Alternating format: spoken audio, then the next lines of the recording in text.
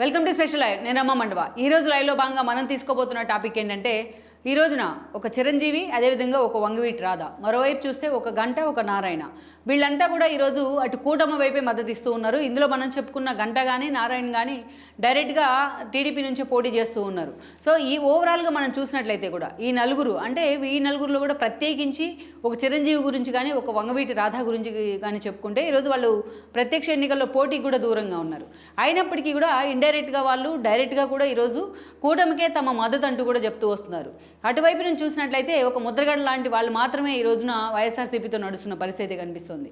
ఓవరాల్గా ఈ పరిణామాల్లో ఈరోజు కాపు సామాజిక వర్గంలో ఒక పేరున్న నేతలుగా ఉన్న వీళ్ళిద్దరూ కూడా అటు చిరంజీవి కానీ ఇటు వంగవీటి రాధ కానీ, అదేవిధంగా గంట ఒకవైపు పార్టీ మారుతన్న వ్యాఖ్యలకు చెక్ పెడుతూ ఆయన భీమిలి నుంచి ఈరోజు పోటీ చేస్తూ ఉన్నారు.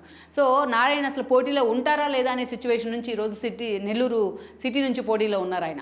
సో ఇలాంటి నేతలంతా కూడా కాపు సామాజిక వర్గంలో కొంత పేరున్న నేతలు కానీ, ఒక స్టాల్వార్డ్స్ నేతలు కానీ, ఒక ఎంతో కొంత హిస్టరీ ఉన్న నేతలు కానీ రాజకీయాల్లో ఈ రోజున పూర్తి స్థాయిలో కూటమి వైపే మొగ్గు చూపడం ద్వారా కాపు సామాజిక వర్గ ఓటర్లను వీళ్ళు ఎంతవరకు ప్రభావితం చేయగలరు అన్న అంశం అయితే హాట్ టాపిక్ అవుతోంది.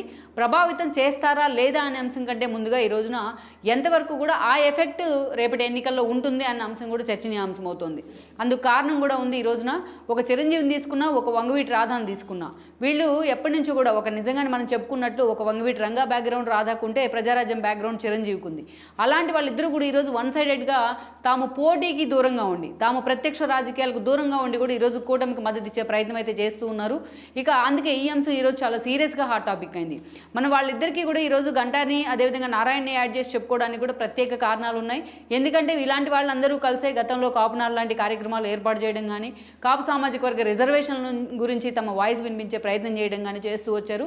అందుకే ఆ నలుగురు గురించే ఈరోజు మనం చెప్పుకునే ప్రయత్నం చేస్తున్నాం. ఆ నలుగురు ఎఫెక్ట్ కూడా ఎక్కడెక్కడ ఉండబోతుంది అనేది కూడా మనం చెప్పుకునే ప్రయత్నం చేద్దాం. ముందుగా చూసినట్లయితే ఈ రోజున మెగాస్టార్ చిరంజీవి గురించి చెప్పుకోవాలి. గతంలో ఆయన ప్రజారాజ్యం ఒక గాడ్ ఫాదర్ లేకుండా ఇండస్ట్రీలోకి చిరంజీవి ఎంట్రీ ఇచ్చారు. ఒక సుప్రీం హీరోగా, అదేవిధంగా ఒక మెగాస్టార్గా తనకంటూ కూడా ఈరోజున ఒక సోలో ఇమేజ్ అయితే క్రియేట్ చేసుకున్నారు. తనకి ఎలాంటి గాడ్ ఫాదర్ లేకపోయినప్పటికీ కూడా తన డ్యాన్సుల్లో ఆయన చూపించే ఈజ్ కానీ, అదేవిధంగా ఫైట్లో చూపించే ఒక గ్రేస్ కానీ చిరంజీవిని ఒక సుప్రీం హీరోగా నిలబెట్టింది, మెగాస్టార్గా మార్చింది. అందుకే ఆయన ఖాతాలో ఎన్నో అవార్డులు రివార్డులు కూడా ఇటీవల పద్మవిభూషణ్ నుంచి పద్మభూషణ్ దాకా. సో అలాంటి చిరంజీవిని ఈ రోజున ఆ చిరంజీవిని ఆదర్శంగా తీసుకునే మెగా కాంపౌండ్ నుంచి అంతమంది హీరోలు ఈరోజు లైమ్లైట్లో ఉన్నారంటే ఆయన చూపిన దారే కారణం అని అనుకోవాలి. సో అలాంటి చిరంజీవి తాను ఇండస్ట్రీలో వచ్చిన తన ఇమేజ్ నట్టు రాజకీయాల్లో కూడా ఉపయోగించుకోవాలనుకున్నారు. దానిలో భాగంగానే 2009 ఎన్నికల ముందు ప్రజారాజ్యం పురుడు పోసుకుంది. ఆ రోజున చూసినట్లయితే పేరులోనే ప్రజలు నింపుకున్న ప్రజారాజ్యం ఒక సంచలనం అనే చెప్పుకోవాలి. సామాజిక న్యాయం కాన్సెప్ట్తో వచ్చిన చిరంజీవి నిజంగానే ఒక సంచలనం. అప్పుడు రాష్ట్రంలో అధికారమే లక్ష్యంగా ప్రజారాజ్యం ముందుకెళ్ళినప్పటికీ కూడా ఆ రోజు మాత్రం ఆ స్థాయిలో తన అంచనాలను అయితే అందుకోలేకపోయింది. కేవలం 18 స్థానాలకే ఆ రోజు ప్రజారాజ్యం పరిమితమైంది. ఎన్నికల అనంతరం ఎక్కువ రోజులు చిరంజీవి తన పార్టీని నిలబెట్టుకోలేకపోయారు. కాంగ్రెస్లో తన పార్టీని విలీనం చేస్తున్నారు. బట్ విలీనం చేసినప్పటికీ కూడా తాను రాజ్యసభతో పాటు కేంద్ర మంత్రి పదవి కూడా దక్కింది ఆయనకు. తను కేంద్ర మంత్రి పదవి పూర్తవడం కానీ, రాష్ట్ర విభజన లాంటి పరిణామాలు కానీ చిరంజీవి చాలా రోజుల పాటు రాజకీయాలకు దూరంగా ఉంటూ వచ్చారు. పార్టీలన్నీ కూడా ఎన్నోసార్లు చిరంజీవికి ఉన్న ఒక వివాదరహితుడు అనే ఒక బిరుదు కానీ, ఒక సోలో ఇమేజ్ కానీ, ఆయనకి ఇండస్ట్రీలో ఉన్న ఒక క్రేజ్ కానీ, ఆ క్రేజ్ని ఎన్నోసార్లు తమ పార్టీకి అనుకూలంగా ఉపయోగించుకోవాలని అన్ని పార్టీలు ట్రై చేస్తూ వచ్చాయి. తను రాజకీయాలకు దూరంగా ఉన్న అటు కాంగ్రెస్ కూడా చిరంజీవి మావాడే అని ఇప్పటికీ చెప్తూ వస్తుంటుంది. అటు చంద్రబాబు నాయుడుతో కూడా చిరంజీవికి సత్సంబంధాలు ఉన్నాయి. ఇక అటు బీజేపీ చూస్తే డైరెక్ట్ మోడీతో సహా ఎన్నోసార్లు చిరంజీవిని వాళ్ళు ఓన్ చేసుకునే ప్రయత్నం కూడా చేస్తున్నారు. సో అలా చిరంజీవిని ఎన్నోసార్లు అందరూ ఓన్ చేసుకున్నా చిరంజీవి మాత్రం తాను రాజకీయాలకు దూరం అంటూ చెప్తూ వచ్చారు ఇన్ని రోజులుగా. అయితే ఇటీవల మాత్రం ఎన్నికల దగ్గర పడుతున్న కొద్దీ చిరంజీవి మీద అయితే ఆ ప్రెజర్ బిల్డ్ అవుతూ వచ్చింది. జనసేనకి ఎప్పుడు మద్దతు ఇస్తారు అనేది. ఈ అంశం మీద చిరంజీవి ఇటీవల మీడియాతో కూడా ఒక క్లారిటీ ఇచ్చే ప్రయత్నం చేశారు. తన తమ్ముడు సొంత పార్టీ ఉండగా తను వేరే పార్టీకి మద్దతు ఇచ్చే అవకాశం లేదు అంటూ కూడా ఒక క్లారిటీ ఇచ్చే ప్రయత్నం చేశారు. దానిలో భాగంగానే అప్పటి నుంచి కూడా చిరంజీవి సూచన మేరకు ఈరోజు మెగా కాంపౌండ్ హీరోలంతా కూడా జనసేనకు మద్దతు పలుకుతూ ఉన్నారు. పవన్ కళ్యాణ్ తీసుకున్న కౌలు రైతులకు ఆర్థిక సాయం అనే కాన్సెప్ట్ కూడా వాళ్ళందరూ కూడా తమకు తోచిన విధంగా సహాయం చేస్తూ ఉన్నారు. ఇటీవలే చిరంజీవి కూడా స్వయంగా పవన్ కళ్యాణ్కు చెక్కును కూడా అందించడం జరిగింది పార్టీ విరాళం కింద. సో ఇవన్నీ కూడా మనం చూస్తూ వచ్చాం. ఇక తన ఇటీవల అంతేకాదు చిరంజీవి ఈరోజు లేటెస్ట్గా కేవలం తను చెక్కిచ్చో లేకపోతే పవన్ కళ్యాణ్కి సపోర్ట్ అని చెప్పో చిరంజీవి ఆగట్లేదు. ఈరోజు పూర్తి స్థాయిలో తన మెగా ఫ్యాన్స్ అందరినీ కూడా, మెగా ఫ్యామిలీ ఫ్యాన్స్ అందరినీ కూడా జనసేన వైపు కన్వర్ట్ చేయడంలో కూడా చిరంజీవి కొంతమేరకు సక్సెస్ అయ్యారని అనుకోవాలి. జనసేనలో కూడా ఆ జోష్ అయితే కనిపిస్తోంది చిరంజీవికి సంబంధించి.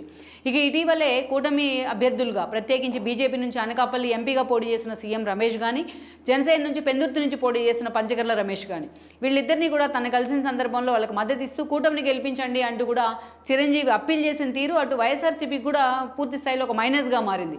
నిజంగానే చిరంజీవి కొన్న ఒక ఇమేజ్ ఈ రోజున కూటమికి ఎక్కడ లాభిస్తుందో అంటూ కూడా సజ్జల లాంటి వాళ్ళు బయటకు వచ్చి మరీ చిరంజీవిని తిడుతున్న పరిస్థితుంది. నిన్నటిదాకా పవన్ కళ్యాణ్ని తిడుతూ చిరంజీవిని అనేక సార్లు ఆకాశానికి ఎత్తేసిన వైసీపీకి ఈరోజు చిరంజీవి ఒక విలన్గా కూడా కనిపిస్తూ వస్తున్నారు. అది సాధారణమే. సో అదంతా ఒక ఎత్తు అయితే ఈ రోజున అసలు మెగాస్టార్ రాజకీయాలకు దూరంగా ఉంటూ వస్తున్నారు కాబట్టి ఈరోజు ఆయన రాజకీయాలు ఎక్కడ వేలు పెట్టకుండా మౌనంగా ఉండిపోతారేమో అని కూడా అందరూ లెక్కలు కట్టారు. అలాంటి చిరంజీవి ఏకంగా ఈరోజు ప్రత్యక్ష రాజకీయాల వైపు తన జనసేన వైపు తన మరో బ్రదర్ నాగబాబును పంపించడమే కాదు మద్దతుగా తాను కూడా అవసరమైతే పిఠాపురంలో తన తమ్ముడు కోసం ప్రచారానికి కూడా దిగబోతున్నారనే చర్చ అయితే నడుస్తోంది. సో ఇలాంటి సిచ్యువేషన్లో ఏకంగా జనసేన అభ్యర్థుల్ని కూటమి అభ్యర్థుల్ని గెలిపించాలంటూ కూడా చిరంజీవి అప్పీల్ చేశారు. వాళ్ళ కోరిక మేరకు అవసరమైతే అనకాపల్లి లాంటి చోట్ల జనసేన అభ్యర్థులు పోటీ చేస్తున్న చోట కూడా చిరంజీవి ఈరోజు ప్రచారం చేస్తారని కూడా జనసేన లెక్కలు కడుతూ వస్తుంది. షెడ్యూల్ కూడా ప్రిపేర్ అవుతున్నారు చిరంజీవి అని కూడా కొన్ని లీక్లు అయితే వస్తూ ఉన్నాయి. ఇక చిరంజీవి ప్రచారం చేసినట్లయితే నిజంగానే జనసేన అభ్యర్థుల వైపున అది ఎంతో కొంత ఎఫెక్ట్ చూపిస్తుంది అనేది వాస్తవం. సో 2019లో ప్రత్యేక కారణాల వల్ల చిరంజీవి దూరంగా ఉండిపోయారు ఆ రోజున రాజకీయాలకి. బట్ ఇప్పుడు అవకాశం వచ్చింది కాబట్టి తన తమ్ముడు తరపున కూటమి తరపున ప్రచారం చేయాలని కూడా చిరంజీవి లెక్కలు కడుతున్నారు. అది ఈరోజు నిజంగానే వైఎస్ఆర్సీపీని ఒక డిఫెన్స్లో పడేస్తోంది. మరోవైపు చూసినట్లయితే కూడా వంగవీటి రాధా బ్యాక్గ్రౌండ్ గురించి మనకు తెలిసిందే. రంగా వారసుడిగా ఆయన రాజకీయాల్లోకి ఎంట్రీ ఇచ్చారు. రంగా మరణం తర్వాత ఆయన భార్య రత్నకుమార్ 2 సార్లు కాంగ్రెస్ నుంచి ఎమ్మెల్యే అయ్యారు. ఆ తర్వాత 2004లో రాధా కూడా విజయవాడ తూర్పు నుంచి ఎమ్మెల్యే కావడం జరిగింది. 2009 ఎన్నికల్లో ఆయన ప్రజారాజ్యం జెండా కప్పుకున్నారు. అక్కడి నుంచి సెంట్రల్ నుంచి పోటీ చేసి ఓడిపోయారు ఎమ్మెల్యేగా. ఆ తర్వాత ఆయన వైఎస్ఆర్సీపీ జెండా కప్పుకున్నారు. వైఎస్ఆర్సీపీ నుంచి మరోసారి తూర్పు నుంచి పోటీ చేసి ఆయన ఓడిపోవడం జరిగింది. అయితే తనకు ఎన్నో అవమానాలు జగన్మోహన్ రెడ్డి నుంచి ఎదురైన తర్వాత బట్ పూర్తి స్థాయిలో ఆయన డిఫెన్స్లో పడ్డారని అనుకోవాలి. ఎన్నోసార్లు వంగవీటి రాధ రాజకీయంగా తన తండ్రి బాటలో నడిచే ప్రయత్నం చేసినా ఆ స్థాయిలో ఆ లెగసీని కంటిన్యూ చేసినా తనకంటూ అదృష్టాన్ని మాత్రం తీసుకొచ్చుకోలేకపోయారని అనుకోవాలి. అయితే పర్టికులర్లీ 2014 పరిణామాల తర్వాత ఆయన వైఎస్ఆర్సీపీలో ఎన్నో రోజులు ఇమ్మడలేకపోయారు. అక్కడ జగన్ మీద తిరుగుబాటు జెండా ఎగరేసి మరి ఆయన టీడీపీలోకి రావడం జరిగింది.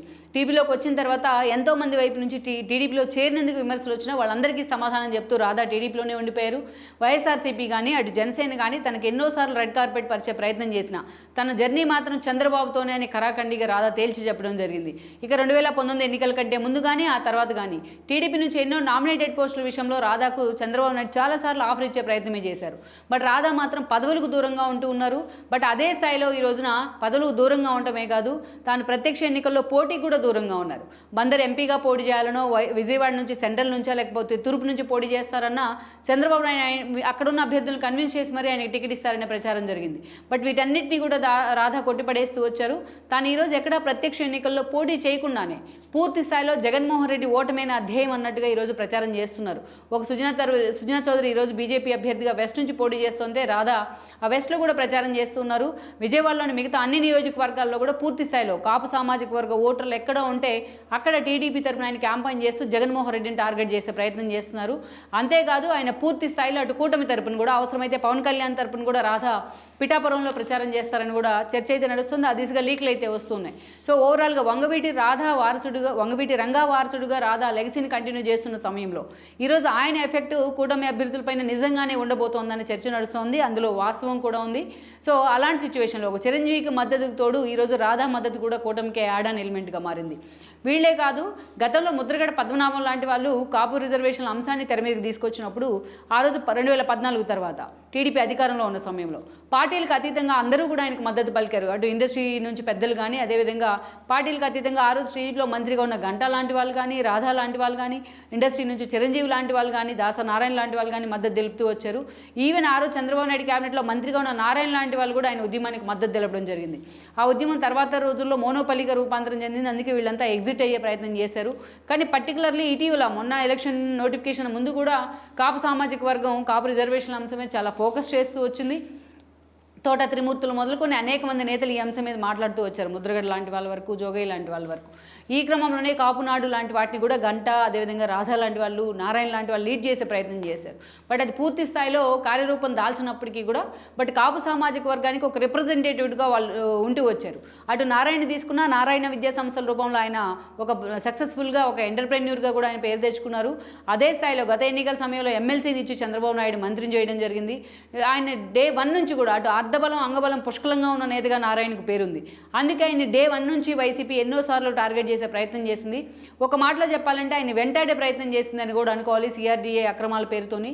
సో అదే స్థాయిలో నారాయణ ఈరోజు సిటీ నుంచి పోటీ చేస్తున్నారు, నెల్లూరు సిటీ నుంచి పోటీ చేస్తున్న నారాయణ పోటీ చేస్తే అనిల్ కుమార్ యాదవ్ గెలవలేడనే ఒక అపనమ్మకంతోనే జగన్మోహన్ రెడ్డి ఈరోజు అనిల్ని తీసుకెళ్లి నరసరావుపేట ఎంపీగా పోటీ చేస్తూ ఉన్నారు. కేవలం నారాయణ ఎఫెక్ట్ సిటీ మీదే కాదు, పక్కనున్న మిగతా కాన్స్టిట్యున్సీస్ మీద కూడా నెల్లూరులో ఉండబోతోందన్న చర్చ నడుస్తోంది. సో పూర్తి స్థాయిలో అటు మిగతా కాపు సామాజిక వర్గంలోనే కాదు, మిగతా సామాజిక వర్గ ఓట్లను కూడా తన వైపు పుల్ చేయడంలో, టీడీపీ వైపు పుల్ చేయడంలో నారాయణ ఈరోజు అగ్రెసివ్గా పనిచేస్తున్నారన్న వాదనలు కూడా వినిపిస్తున్నాయి. సిటీలో నారాయణదే గెలుపు అని కూడా అన్ని సర్వేలు కూడా స్పష్టం చేస్తున్నాయి. మరోవైపు అక్కడి నుంచి మనం చూసుకున్నట్లయితే గంటా శ్రీనివాస్ విషయానికి వచ్చినప్పటికీ గంటా శ్రీనివాస్కి ఒక సుదీర్ఘ రాజకీయ నేపథ్యం ఉంది. ఆయన ప్రకాశం జిల్లాలో నుంచి ఆయన పూర్తి స్థాయిలో రాజకీయ అరంగేటం చేయనప్పటికీ ప్రకాశం జిల్లాలోకి ఆయన పుట్టిన మూలాలు అయితే ఉన్నాయి. అక్కడి నుంచి వైజాగ్లో స్థిరపడి ఒక సక్సెస్ఫుల్ ఎంటర్ప్రెన్యూర్గా కూడా ఆయన పేరు తెచ్చుకున్నారు. ఆ తర్వాత పార్టీ ఏదైనా టీడీపీ నుంచి తన రాజకీయ అరంగేటం చేశారు, ప్రజారాజ్యంలో ఎక్స్పెరిమెంట్ చేస్తున్నారు. ఆ తర్వాత కాంగ్రెస్లో కూడా మంత్రిగా పనిచేశారు. అక్కడి నుంచి మళ్ళీ టీడీపీకి వచ్చి మంత్రిగా పనిచేయడం జరిగింది. గత ఎన్నికల్లో టీడీపీ ఓడిపోయిన ఆయన ఎమ్మెల్యేగా గెలుచున్నారు వైజాగ్ నార్త్ నుంచి. సో అలాంటి గంట టీడీపీ ఓడిపోయిన తర్వాత కొన్ని రోజుల పాటు సైలెంట్గా ఉండిపోయారు. అటు జనసేన నుంచి, అదేవిధంగా వైసీపీ నుంచి కూడా తనకు ఆహ్వానాలు అందాయి. అటు చిరంజీవి, పవన్ కళ్యాణ్తో కూడా ఆయనకు సత్సంబంధాలు ఉన్నాయి బికాజ్ ఆఫ్ ప్రజారాజ్యం. అందుకే బట్ గంటా మాత్రం ఏ పార్టీలోకి వెళ్లకుండా టీడీపీలోనే కొనసాగుతూ వచ్చారు. గంటా ఏకంగా బొత్స మీదే పోటీ చేయబోతున్నారని చంద్రబాబు నాయుడు లీక్లు ఇచ్చినప్పటికీ బట్ అల్టిమేట్గా గంటా మాత్రం ఈరోజు తన శిష్యుడైన అవంతి మీదే పోటీకి సిద్ధమయ్యారు భీమ్లీలో.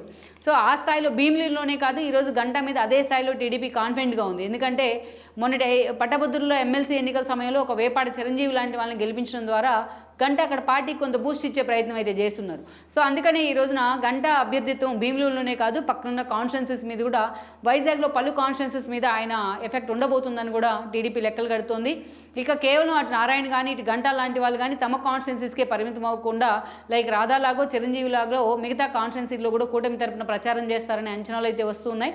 సో ఓవరాల్గా ఈరోజు చూసినట్లయితే కేవలం జగన్మోహన్ రెడ్డి రాధా మీదో చిరంజీవి మీద అంత ఫోకస్ పెట్టే ప్రయత్నం చేసిన, గంటా లాంటి నారాయణ లాంటి వాళ్ళని కేసులతో వేధించిన, గంటా లాంటి వాళ్ళని తన పార్టీలోకి తీసుకురావాలని ఎన్నో ప్రయత్నాలు చేసిన ఈ కాపు సామాజిక వర్గంలో పేరున్న ఈ నేతలు ఎవరు కూడా ఈరోజు జగన్మోహన్ రెడ్డి వైపు వెళ్ళలేదు. ఒక్క ముద్రగడ్డ లాంటి వాళ్ళు తప్ప ఈరోజు జగన్మోహన్ రెడ్డికి ఆ స్థాయిలో కాపు సామాజిక వర్గ ప్రతినిధులుగా పేరున్న నేతలు ఆయన వెంట లేరనే చెప్పుకోవాలి. సో అలాంటి సిచ్యువేషన్లో ఈరోజు ఒక రాధా కానీ, ఒక చిరంజీవి కానీ, ఒక గంట, ఒక నారాయణ లాంటి నారాయణ గంట టీడీపీ నుంచి పోటీ చేస్తున్న తీరు కానీ, చిరంజీవి రాధా లాంటి వాళ్ళు ఈ రోజున ఆ కూటమికి మద్దతు ఇస్తున్న తీరు కానీ వైసీపీని నిజంగానే డిఫెన్స్లో పడేస్తుందనే చెప్పుకోవాలి.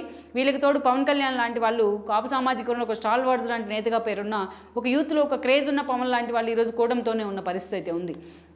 ఓవరాల్గా ఇలాంటి సిచ్యువేషన్లో కాపు సామాజిక వర్గంలో గత ఎన్నికల సమయంలో తమకు పడిన ఓట్లతో ఈసారి కంపేర్ చేస్తే పూర్తి స్థాయిలో తమకు డెటరేట్ అయ్యే అవకాశం ఉందని కూడా వైసీపీ అంచనాలు వేస్తోంది.